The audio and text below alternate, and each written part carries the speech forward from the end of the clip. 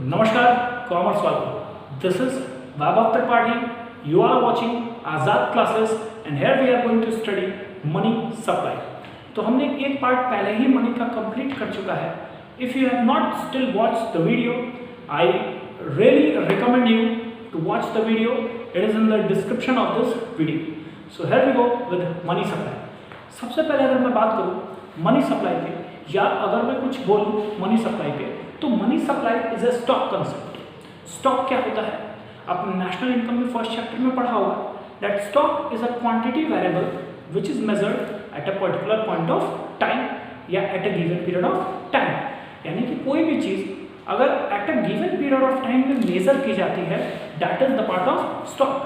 तो अगर मैं यहाँ पर मनी सप्लाई की बात करूँ, डेफिनेशन बोलूँ तो money supply is the total amount of money which is being held with the public at a particular point of time or which is held with the public at a given period of time.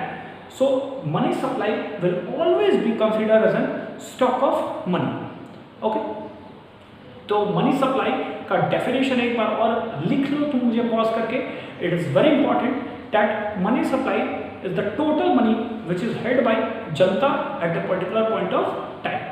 Component की अगर मैं बात करूं तो चार component होते हैं money supply के. That is M1, M2, M3 and last one is M4. और आज ही इसी वीडियो में मैं तुम्हें पूरा का पूरा याद करा दूंगा, ये मेरा वायदा है आपसे. So let us talk about first M1. M1 is equal to CC plus DD with commercial bank plus OD with RBI. क्या होता है CC? CC का मतलब कि currency and coin which is held with public plus demand deposit जो हमारा पैसा है कॉमर्शियल बैंक में डिमांड डिपॉजिट के रूप में. डिमांड डिपॉजिट का मतलब या तो वो मैंने पैसा सेविंग बैंक में जमा किया है या तो मैंने करंट अकाउंट में जमा किया है और उस पैसे को मैं अपने डिमांड पे विड्रॉ भी कर सकता हूँ. तो that is basically demand deposit of commercial bank plus other deposit with RBI. RBI के पास कुछ अदर डिपॉजिट्स होते हैं और ये डिपॉजिट्स कुछ इंटरनेशनल एजेंसीज के होते हैं भैया, जैसे IMF हो गया, WTO हो गया, वर्ल्ड बैंक हो गया, स्विस बैंक हो गई. सपोज अगर इनका पैसा RBI में जमा हो तो वो कुछ अदर डिपॉजिट्स होते हैं RBI के और वो पार्ट होता है मनी सप्लाई का नंबर 1 कंपोनेंट का जो है M1. तो पढ़ा क्या? एक बार मेरे साथ रिवाइज करते हैं. Money supply is a stock concept. अब डेफिनेशन बार बार ना बुलाओ, तुमने लिख लिया है, तुम्हें याद होगा. M1 की बात करते हैं तो M1 3 पार्ट्स में है. CC currency and coin which is held with public. भैया जो भी करेंसी कॉइन हेल्ड होता है हमारे आपके पास. करेंसी की बात करें अब जैसे यार ये 500 रुपये की करेंसी मेरे पास है, कुछ चिल्लर भी मेरे पास है, तुम्हारे पास भी होंगे ही भाई.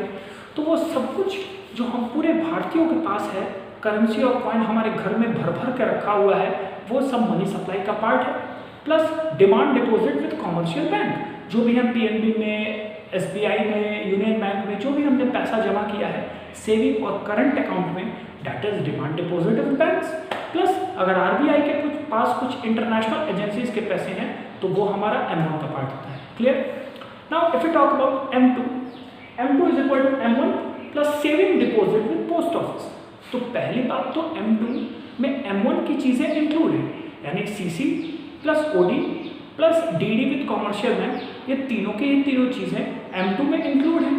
Plus saving deposit with post office.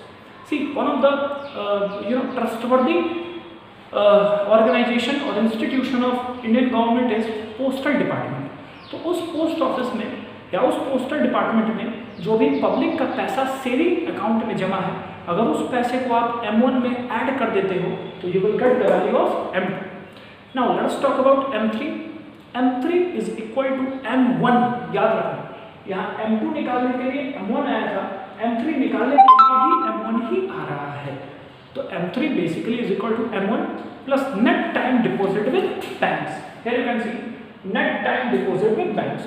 तो net time deposit with banks का मतलब जो हम आप बैंक्स में लंबे ड्यूरेशन के लिए पैसा फिक्स्ड किए हैं. यानी हाँ अगर मैं तुमसे साफ शब्दों में कहूँ तो ये फिक्स्ड डिपॉजिट का पैसा है जो हम बैंक्स में रखते हैं. तो basically M3 is equal to M1 plus all the net time deposit with banks that is the part of M3. And last is M4.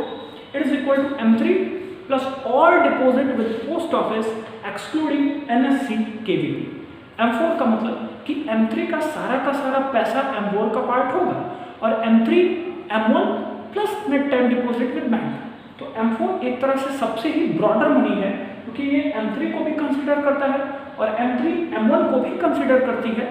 तो M4 is equal to M3 plus all deposit with post office. अब post office के साथ भी अगर किसी तरह के fix deposit या किसी तरह के रिकरिंग डिपॉजिट है तो इस सबके सब डिपॉजिट आएंगे excluding national saving certificate and KVP Kisan Vikas Patra, Kisan Vikas Patra. ठीक है। So what we have studied that M1 is equal to currency and coin which is held with public, demand deposit money which is held with commercial bank and other deposit with RBI। एक चीज clear. M1 का सारा component plus जो लोग हम saving deposit का पैसा रखते हैं, याद रखना सिर्फ और सिर्फ सेविंग डिपॉजिट का पैसा जो पोस्ट ऑफिस में रखते हैं, that is the part of M2।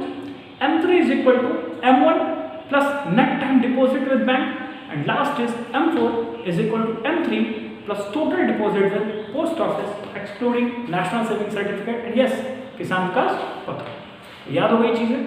इसमें कुछ और बारीकियां अगर मैं तुमसे बोलूं जो 1 मार्क्स के क्वेश्चंस होते हैं एग्जाम में आने के लिए, तो वो है narrow money, broad money. Narrow money क्या होता है? Narrow money is M1 M2 and broad money is M3 M4। क्यों?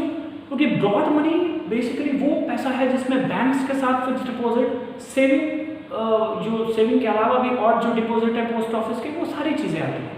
लेकिन M1 M2 में सिर्फ और सिर्फ ऐसे पैसे आते हैं जो कहीं ना कहीं हमारे सेविंग के पार्ट होते हैं या हमारे कैश ऑफ कॉइन्स के पास होते हैं। तो M3 and M4 are broad money, M1 and M2 are narrow money. इसमें अगर मैं तुमसे और कुछ कराऊँ या मैं और कहूँ कि कुछ इंपॉर्टेंट है तो कभी कभी पूछता है तो which is the most liquid money and which is the least liquid money. ठीक है। तो मोस्ट लिक्विड मनी है M1 and least liquid money है M4। Most liquid money M1 इसलिए है कि यार करेंसी कॉइन जो तुम्हारे पास पड़ा हुआ है वो ऑलरेडी लिक्विड फॉर्म में है। एक स्टेप अहेड हो तुम डिमांड डिपॉजिट के पैसे से, तुम चाहो तो खूब आराम से क्या है कोई भी अपना चेक देके या बैंक्स में जाके ATM पे जाके अपने सेविंग और करंट अकाउंट के पैसे को ले सकते हो। तो that is the part of most liquid money. But M4 includes the net time deposit with banks plus deposit with post office जिसे मैच्योरिटी पीरियड ऑफ टाइम के पहले जनरली नहीं निकाल सकते हैं। ऑल्दो अगर हम निकालें तो पैसा निकलेगा लेकिन रेट ऑफ इंटरेस्ट नहीं मिलेगा उतना। तो M4 is least liquid money.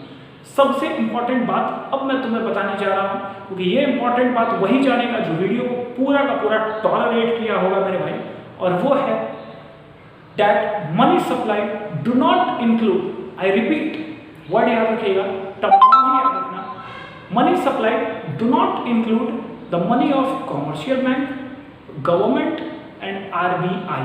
Money supply government का पैसा, कॉमर्शियल बैंक का पैसा और RBI का पैसा नहीं इंक्लूड करता है। ये सिर्फ और सिर्फ उस पैसे को ही इंक्लूड करता है जो पब्लिक के पास at a point of time पड़ा होता है। तो this is what I have delivered from my lecture. Hope you like it and subscribe the channel. और भैया वीडियो देखने के लिए बहुत बहुत धन्यवाद। Soon we are going to meet with next video.